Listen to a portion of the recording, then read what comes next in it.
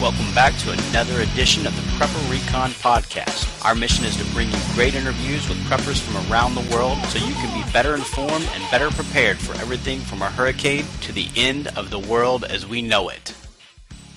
This episode is brought to you by CampingSurvival.com. Whether your plan is to bug out or bug in, CampingSurvival.com has all of your preparedness needs, including bug-out bags, long-term storage food, water filters, gas masks, and first aid kits. Check them out online today at CampingSurvival.com. Be sure to enter coupon code PrepperRecon for a 5% discount on your entire order. Today's guest is the author of the new book, A Guide to Sheltering in Place. Bryan has also written several other books on prepping. Bryan was on the show before, and we had a great interview. Bryan, thanks for coming back on the show. Mark, I'm very glad to be back. Yeah, it's my pleasure to have you on. Now, the Guide to Sheltering in Place came out just in time for hurricane season. A lot of people are preparing to shelter in place right now, especially along the East Coast where I'm located and also along the Gulf Coast. Where does a person start who wants to get prepared to shelter in place? Well, for me, when I do seminars, I really focus on the survival triangle. Others call it the prepper's triangle. And obviously, being a triangle, there are three corners. And imagine, if you will, on one corner you have food, water. The next corner, heat, shelter. And a third corner, what I'm calling self-preservation, which is mental energy, physical energy, and self-protection. Cover up any one of those corners. So we'll take food or water, for example. And what that says, if you have no food and water, it does not matter if you have heat, shelter, or even protection, because without the water to stay hydrated and the food to stay nourished, you're not going to be properly balanced to survive or shelter in place for any significant period of time. Yeah, and so one of the elements of the survival triangle you just mentioned was water. How much water should a person store? Typically, you store, 2 quarts of water per day per individual. If you're on the West Coast, we're from Arizona, you would want to store 4 quarts of water per person to drink per day. Now, there's the rule of, you hear very common, the rule of 2 plus 2. And what that rule of 2 plus 2 says is you should really store 2 quarts of water for drinking plus 2 quarts of water for bathing, cooking, and hygiene per person per day. So that would be 4 quarts of water per person per day is really where you need to be if you can do it. And what are some good solutions if people run out of their stored water while they're sheltering in place during a disaster?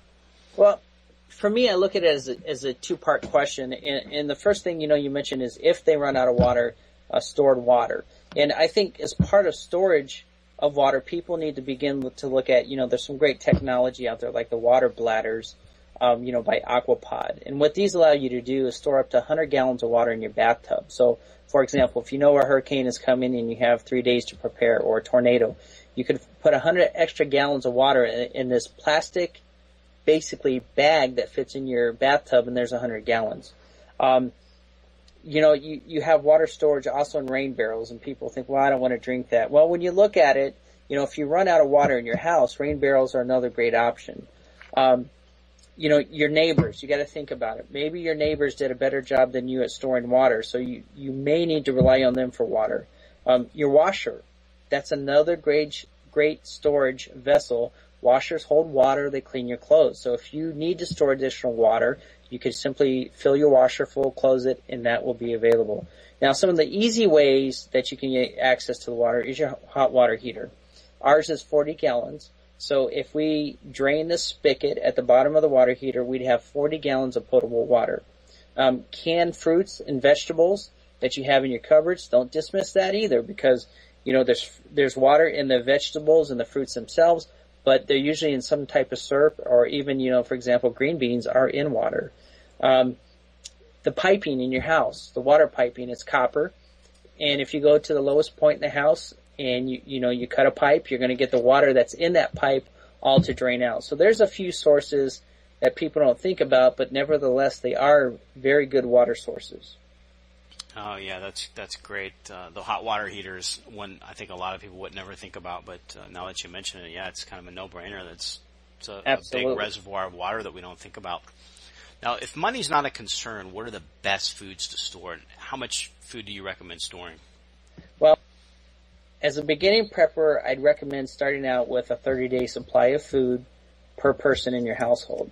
Now, as you advance in your prepping, pretty soon you want to be at 6 months worth of food, and ideally would be 12 months. And you got to remember, all through that time, you have to rotate your food. So you have to eat the oldest food first and then replenish that with newer food.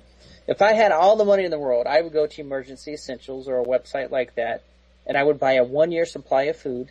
And those are typically things like a Mountain House, freeze-dried food that are, low in weight. They're very light. They're in pouches. They have plenty of calories. And as you and I talked about before, Mark, they have a great, great, great shelf life. So that's what I would do. I would just buy it. They'd ship it to my house, and I'd put it down in my cellar, and I would be good for, quite a while. But now most of us are on a budget, and money is a concern. So what are the best foods to store for the rest of us? Well, I write this in my books. I go back to what sustained populations and cultures, when fast food, when genetically modified food was not available. And you look back, and it's just the staples of life. For example, grains. Grains are, you got wheat berries, you got oats, you got barley, and you have a few others, but they're extremely cheap, they're readily available, they're easily stored, and they last a long time. Dried legumes, you got lentils, split peas, same thing. Easily available, they're going to store for an awful long time, they're going to provide the nutritional value you need. Rice is another good one. Before we talked about white rice and brown rice and the difference it being, basically one is somewhat chemically processed, and anytime, in the U.S. or around the world for that fact, we process anything, we tend to increase its life. And that's not necessarily a good thing because, food, the way nature makes food, it doesn't have an infinite shelf life. We will talk about one that does, but they don't. And if we say we process it so it does, well, that's probably not a good thing. Honey, that's the one that does have an infinite shelf life. Corn, that has an infinite shelf life too. That'll last forever. Another one I would include is dried milk. So it's the staples: honey, corn, dried milk, grains, legumes, rice. There's a whole bunch of other things you could add, but it's simply the things nature has given us and will always continue to give us. That's what I would store. Very good. And what's some good sources of backup power? Well, there's, depending on the part of the country you're in, and your finances, there's a number one, a ton of them. You have, for example, we have people here who have whole house generators. We have people in this part of Illinois that have wind turbines. Out west, we had geothermal energy. When we were in New York, we had friends who had hydro energy. They had a stream that had a pretty good current, and that rotated a turbine and produced electricity. So really depends on where you are, what your goal is, and how much money you have as to what different types of backup power you're going to have. There's just a couple examples there. Whole house, geothermal, hydro, wind turbine, solar is another one, battery backup, the list goes on and on. And for our listeners that may not be that familiar with what geothermal is, can you give us the abbreviated explanation of what that is and how it works? Yeah, basically you just use the heat of the earth to, provide, what you're providing is the heat, for example, to heat your water and heat your house. So, we know the core of the earth is this molten lava, and basically you're not tapping down that far, but you're basically tapping some of that energy, which is a renewable resource, right? It keeps going and going and going and giving and giving and giving to help you, to provide comforts to you that you wouldn't have if, say, you relied on electricity.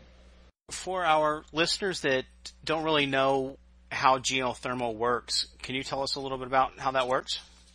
Yeah, basically in a nutshell, what you're doing is you're sending cold water through pipes down into the earth, and, it just depends on how far, it could be 100 feet or more down into the earth's heat is being transferred to that water. So basically you're heating up water.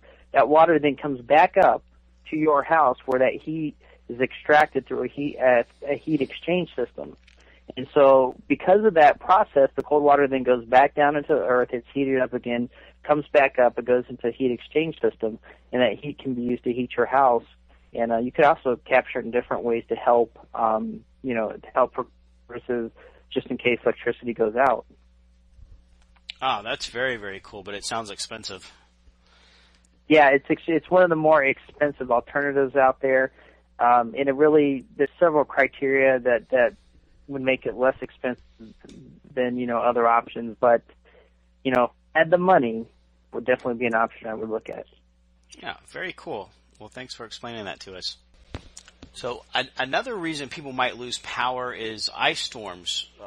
The ice gets collected onto the power lines, and the weight of the ice on the power lines will snap the power lines. It'll snap tree branches above the power lines and knock the lines off the poles. So that's another reason besides hurricanes people might lose power. We don't have to deal with that too much here in Florida, but folks in other parts of the country might. What's a good type of emergency heating system? Well, the best type of emergency heating system is one that does not rely on electricity in the example you just gave. But the best type is one that is redundant. And I say this over and over in my books and handbooks is redundancy, redundancy, redundancy. And what that means is I'll use myself as an example.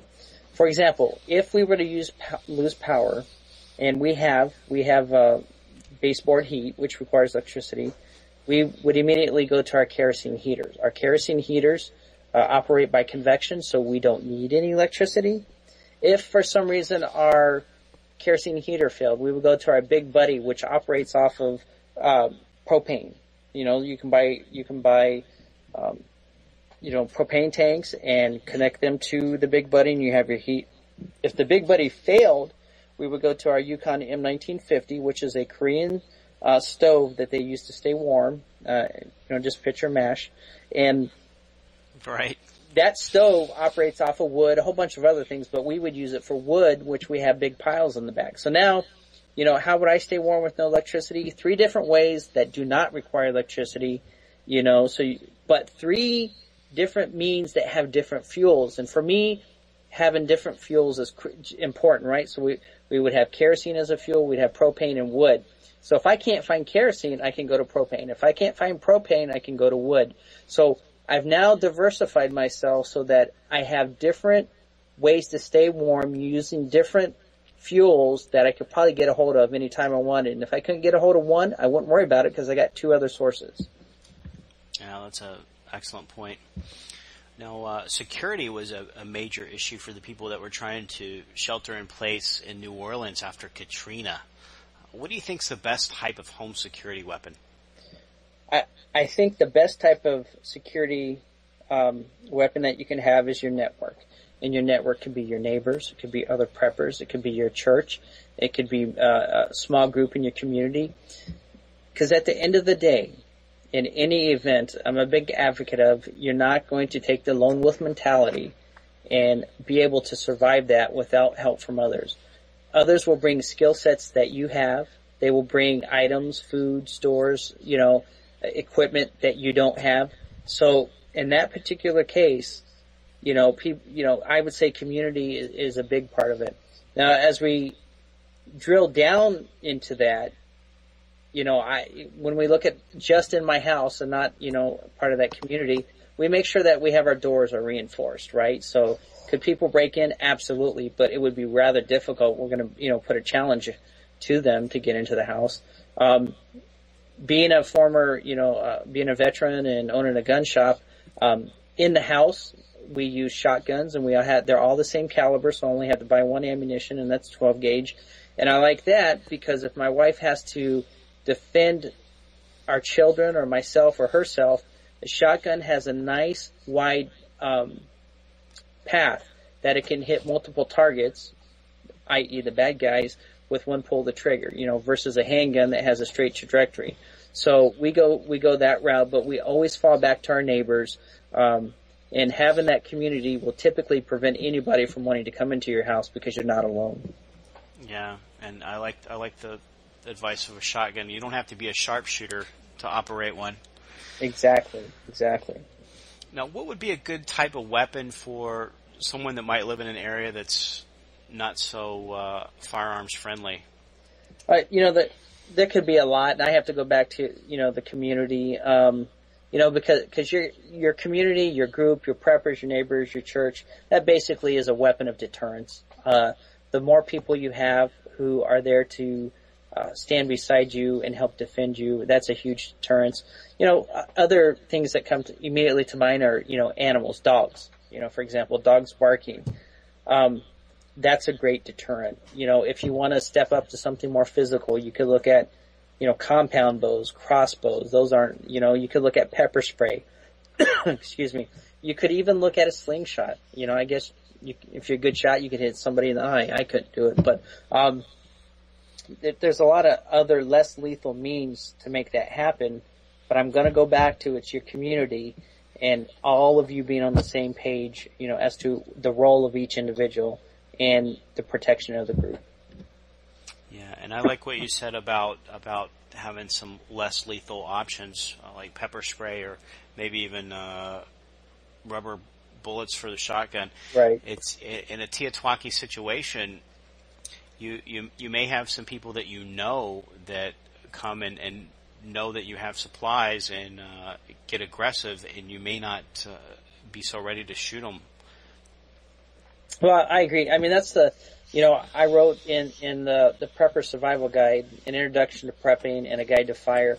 I wrote that, one of the parts we talk about is self-preservation, and it's the mental aspect of prepping. Okay, why do you do all this prepping? And you do it for self-preservation. You do it so that tomorrow my family, my church, my community can live another day. So now what do? There's somebody in front of you, and they're taking the last bit of your food, and that your kids or your wife or your uncle, somebody's not going to eat. What do? Do you let them take it? Excuse me. Or do you defend? And I mentally think about that question all the time. What would I do? Would I rather stay there and see my kids go hungry? Or would I rather deal with the fact that I shot somebody who was trying to take the last bit of food? I don't know what I would do, Mark. I really don't know what I do. I'm a military veteran. I know what I was trained to do. I don't know. And I really pray and hope I will never have to find out. Sure. Yeah, I hope none of us have to find out. I guess another good addition to a sheltering in place kit is going to be a good first aid kit. Yeah, absolutely. And in each of we have 5 bug out bags, and each of those bug out bags is a generic first aid kit. But we have one, what we call the medical bug out bag, and it has advanced things in it. My wife's a nurse, so it has sutures, it has lidocaine for numbing, it has I don't even know the medical term, the scopes to look and see if you have an ear infection. It has a whole bunch of different things for advanced medical techniques. But the one key item that it does have is all the medications that my family needs. Excuse me. So my son's asthmatic. It has his asthma medication in there. My other son requires special medication. It has several bottles of that medication in there. So we always make sure that we have not only the bare essentials, we have some advanced medical, tools, if you will, but we also have the personal medications that are required should they not be available due to a Teotwaki. So you have a master's in chemistry, I guess more specifically toxicology. Can you tell us a little bit about what you think about using fish antibiotics in a Teotwaki situation if people can't get medication from a hospital or a doctor? Yeah, absolutely. And the first point to understand is that let's use fish mox, which is sold at Petco and online, and it's an amoxicillin. The human version of amoxicillin and fish mox amoxicillin is the exact same amoxicillin. It's the same thing. The difference is one is produced in a manufacturing setting that is for human consumption, and one is manufactured in a separate manufacturing facility that is only for being produced to different criteria or standards that don't meet stringent requirements, for the human consumption. And I've talked to 2 of these different manufacturing facilities that manufacture the majority of animal medications, and it's fine. You can take those. I would not recommend it, but in a Teotwaki, it boils down to the fact that if that was the only amoxicillin available to me was the fish mox, the animal version of it, would I take it? Yes, absolutely, 100% I would. Several problems that can occur if you're taking it and there is no Teotihuaca like today, you have access to physicians, you have access to a pharmacy. Do not take this medication. First of all, as a toxicologist, I personally analyze some of these, and the diluents and the fillers. That's what help make up the medic. You've got a pill. Well, it's not all amoxicillin. It's comprised of different things, and those are called fillers and diluents. Some of those diluents and fillers can be made and absorbed only by animals. So if you take that as a human, you're not going to have the same absorption. You may even have a reaction to it. Okay. Second thing is people got to know how to dose themselves, and dosing is based on several things. Your weight being a big one. You got to consider number 3, your interaction. If you're taking other drugs, you have to know how the medicine you're taking, the amoxicillin, is going to react with the drugs you're taking. Number 4, you have to know how long to take it, because not history, but studies are showing, and they have shown for quite a period of time, that if you take amoxicillin and you don't take the full dose, then you can become resistant to amoxicillin, meaning it won't do its job in your body, and they'll have to go to a different type of antibiotic. So there's a lot of things to remember about it. In a Teotihuaca, absolutely, I would take it. I would not have reservations. Everyday life, where I have access to physicians, pharmacies, legal or medical advice, I would not encourage anybody to do that. Sure. And I guess it would be a good idea to, if you're going to have it on hand for Teotihuaca situation, that also download some guidelines for dosing. Absolutely, because there's it's more than just weight when you go into dosing, even though that's one of the biggest contributors. But yes, absolutely, have it, and you hit it right, the nail on the head, Mark. It has to be a downloaded hard copy, because in a Teotihuaca, you cannot have it on your Kindle. You cannot have it on your iPod, because that won't be available. Sure. So print it out. Yep, print it out. And then also, I've been on some survival blogs and in some forums, and heard some guys talking about when it hits the fan, they're going to bug out. They're going to go live in a national forest and just live off the land and sleep in their tent and catch wild game. Do you think that's realistic? It's not realistic, because in my world, the majority of the preppers I work with live in a community. They go to a church. They're part of organizations. They have neighbors. So for somebody who has no experience to say, I'm going to go live off the land and become a lone wolf, and that's what we call lone wolves, or I call lone wolf, it's not practical. You sit in your chair and you watch YouTube and you see how easy it is, and you go to Nat Geo and Discovery Channel and you see how these experts do it, and you think you can do it. No, you will not be able to do it, I guarantee you. Let's take a very simple test. For those who want to try that, get your bug out bag, or if you don't have a bug out bag, build a bug out bag. Put in it everything you need. Everything you think you need to survive for 72 hours. Then take a 3-day weekend. Go out in the forest. Just do that.